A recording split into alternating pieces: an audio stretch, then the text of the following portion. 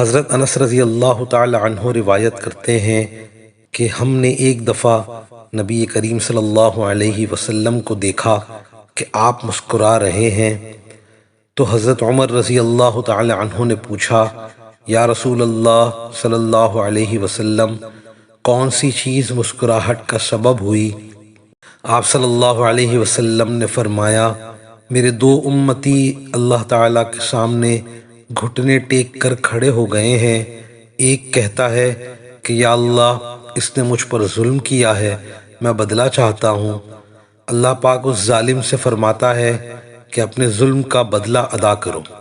ظالم جواب دیتا ہے، یا رب اب میری کوئی نیکی باقی نہیں رہی کہ ظلم کے بدلے میں اسے دے دوں۔ تو وہ مظلوم کہتا ہے کہ اے اللہ میرے گناہوں کا بوجھ اس پر لاد دے۔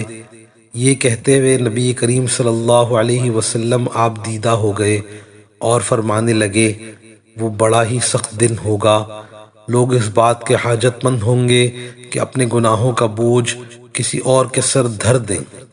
اب اللہ پاک طالب انتقام مظلوم سے فرمائیں گے، نظر اٹھا کر جنت کی طرف دیکھ۔ وہ سر اٹھائے گا، جنت کی طرف دیکھے گا اور عرض کرے گا، یا رب اس میں تو چاندی اور سونے کے محل ہیں اور موتیوں کے بنے ہوئے ہیں۔ یا رب کیا یہ کسی نبی، کسی صدیق اور شہید کے ہیں؟ اللہ تعالیٰ فرمائے گا، جو اس کی قیمت ادا کرتا ہے اس کو دے دیے جاتے ہیں۔ وہ کہے گا، یا رب بھلا اس کی قیمت کون ادا کر سکتا ہے؟ اللہ تعالیٰ فرمائے گا، تو اس کی قیمت ادا کر سکتا ہے۔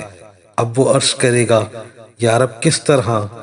اللہ جل شانہ ارشاد فرمائے گا، اس طرح کہ تو اپنے بھائی کو معاف کر دے۔ وہ کہے گا، یا رب میں نے معاف کیا۔ اللہ پاک فرمائے گا، اب تم دونوں ایک دوسرے کا ہاتھ تھامے جنت میں داخل ہو جاؤ۔ اس کے بعد آپ صلی اللہ علیہ وسلم نے فرمایا، اللہ سے ڈرو، آپس میں صلح قائم رکھو، کیونکہ قیامت کے روز اللہ پاک بھی مومنین کے درمیان صلح کروانے والا ہے۔